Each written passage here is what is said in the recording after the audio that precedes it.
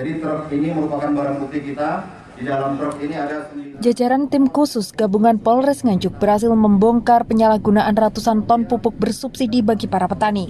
Dari hasil pengungkapan kasus ini, polisi berhasil mengamankan 3 orang tersangka berinisial R, HNP, dan L yang diduga menyalahgunakan distribusi pupuk bersubsidi.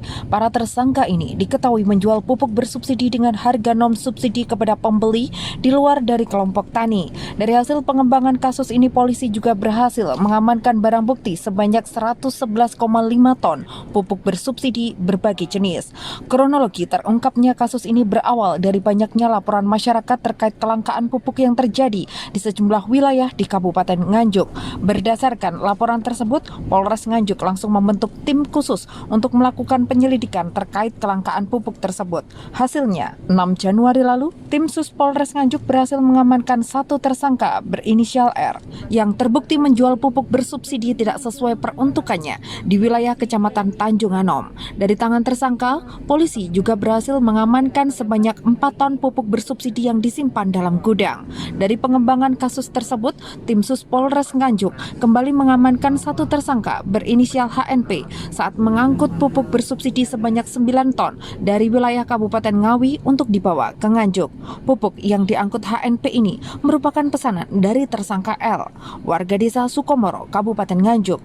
Dari hasil pengembangan kasus ini, polisi berhasil mengamankan sebanyak 111,5 ton pupuk bersubsidi urea, ZA Ponska, dan SP36 yang ditimbun di sebuah rumah kosong di wilayah Kabupaten Ngawi. Bahwasanya kita telah membentuk tim khusus ya, berdasarkan dari suara rakyat, petani terkait kelangkaan pupuk subsidi di Kabupaten Nganjuk. Kemudian tim khusus gabungan ini melakukan penyelidikan dan kita berhasil mengamankan di 2 TKP, di mana TKP pertama di Kecamatan Tanjung Anom ya, dengan barang bukti 4 ton pupuk subsidi. Kemudian yang kedua, kita berhasil mengamankan 1 unit truk dengan muatan pupuk subsidi 9 ton.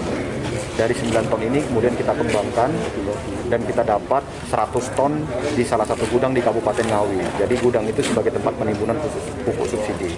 Nah, barang bukti 100 ton itu kemudian kita geser, kita tempatkan di salah satu gudang pupuk Petrokimia Gresik di Kabupaten Nganjuk sebagai tempat penitipan barang bukti. Seperti yang saudara lihat di belakang kita, itu totalnya semuanya adalah 113 ton dari 2 TKP yang berhasil kita amankan dengan 3 tersangka yang telah kita proses ini. Sementara itu, PLT Bupati Nganjuk Marhen Cumadi menyampaikan apresiasi atas keberhasilan jajaran Polres Nganjuk dalam membongkar jaringan penyalahgunaan pupuk bersubsidi di wilayah Kabupaten Nganjuk. Menurutnya, kerja keras jajaran Polres Nganjuk tersebut menjadi jawaban atas masalah kelangkaan pupuk bersubsidi di Kabupaten Nganjuk selama beberapa waktu terakhir. Yang pertama, kami mewakili Pemda dan masyarakat Nganjuk sangat mengapresiasi kinerja dari pihak kepolisian ya beserta jajarannya, luar biasa.